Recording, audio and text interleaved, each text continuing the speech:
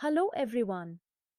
Ever wondered how scientists figured out what atoms really look like? It's like peeling layers of an onion, except the onion is way smaller and invisible. Here's a fun thought. Why did the atom go to therapy? Because it had too many issues inside. Today, let's explore the fascinating journey of atomic models from simple ideas to the complex picture we have now.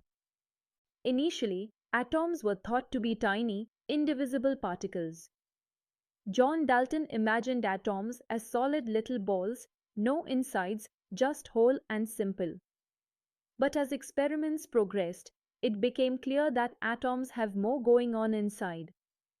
J. Thomson, like a chef with a plum pudding, proposed a plum pudding model where negatively charged electrons were sprinkled throughout a positively charged dough, much like raisins embedded in cake. This wild idea was a big step forward because it introduced internal particles inside atoms. Then came Ernest Rutherford, who turned the atomic apple cart upside down with his famous gold foil alpha particle scattering experiment. Imagine shooting tiny cannonballs at a thin sheet of gold foil and watching some bounce back. Surprising, right?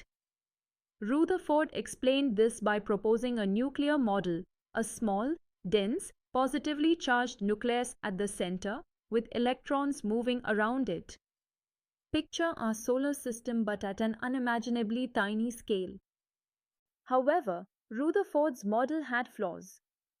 It could not explain why atoms are stable or why hydrogen atoms emit light in specific colors or spectral lines. Classical physics suggested electrons would spiral into the nucleus and atoms would collapse like a house of cards, but that doesn't happen in real life. This failure led scientists to realize that new concepts, quantum ideas, were necessary to explain atomic behavior. And so, the journey into quantum physics began, shaking up everything we thought about atoms. Let's zoom into Rutherford's model and understand its brilliance and its problems. Rutherford proposed based on alpha particle scattering that atoms contain a tiny, dense nucleus carrying a positive charge. Electrons were seen circling this nucleus in circular orbits, much like planets orbiting the Sun. To keep electrons in orbit, the centripetal force had to balance the pull of the nucleus provided by electrostatic attraction. In other words, the force holding electrons around the nucleus equals m times v squared over r, where m is the electron's mass, v is its speed, and r is orbit radius. This force equals 1 over 4 pi epsilon naught multiplied by ze squared divided by r squared, with z being the atomic number and e the electron's charge. But here's the problem. Accelerating charges, like electrons moving in a circle, should emit electromagnetic radiation according to classical physics. This means electrons lose energy, spiral inward, and collapse into the nucleus. Using the formula for power radiated by an accelerating charge, power equals mu naught times e squared times acceleration squared over 6 pi c. It's clear energy loss is inevitable. If this were true, atoms would be very unstable. Yet, in reality, atoms are stable and we see discrete spectral lines, specific light colors, emitted by hydrogen atoms. No classical model explains why electrons don't crash into the nucleus or why atoms radiate only specific wavelengths. These contradictions pointed out the downfall of the classical treatment of the atom and motivated the search for a new atomic model that could explain these mysteries. So why did classical physics fail so spectacularly when it came to the atom? The answer lies in electron energies.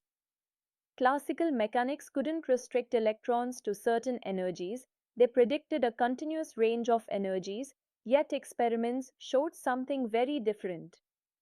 Hydrogen's emission spectrum displays distinct lines, where each line corresponds to a light of well-defined wavelength. This relationship is given by this famous formula, 1 divided by lambda, the wavelength, equals are multiplied by open parenthesis 1 over n1 squared minus 1 over n2 squared close parenthesis.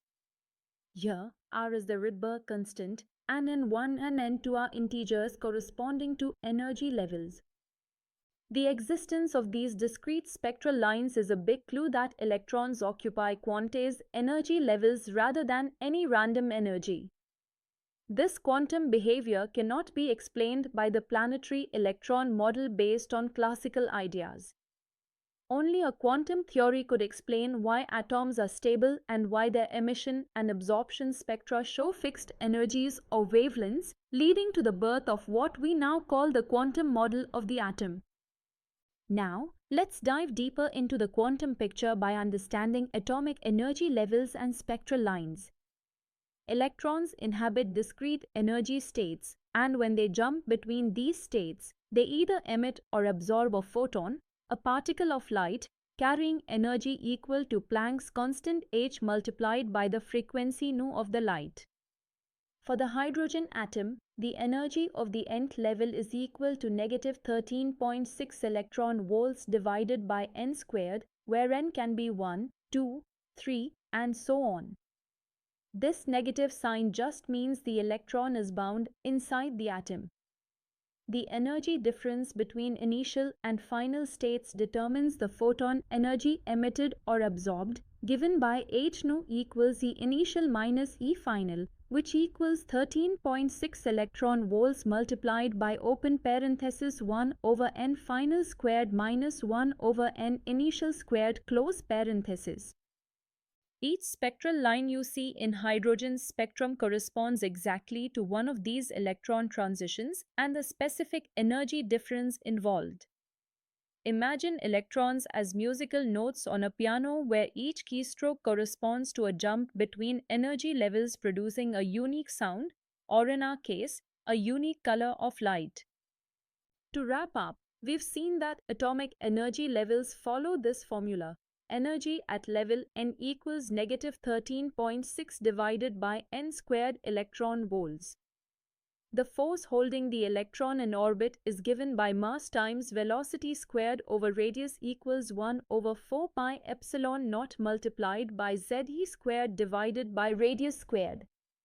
The energy of photons emitted or absorbed satisfies h nu equals A minus EF. And the wavelengths in hydrogen spectral lines obey the equation 1 over lambda equals are multiplied by open parenthesis 1 over n1 squared minus 1 over n2 squared close parenthesis. Classical physics hit a wall trying to explain atomic stability and the precise spectral lines. Rutherford's nuclear atom was revolutionary but faced issues like radiative collapse. The quantum concept of discrete energy levels and jumps explained the mysteries and paved the way for Bohr's model and, eventually, our modern quantum mechanical understanding of the atom. So next time you see a rainbow or a neon sign, remember it all comes down to electrons jumping between tiny energy steps inside atoms. That's it for today's introduction to atomic models. Remember, physics is most fun when you can laugh and learn at the same time. See you in the next session.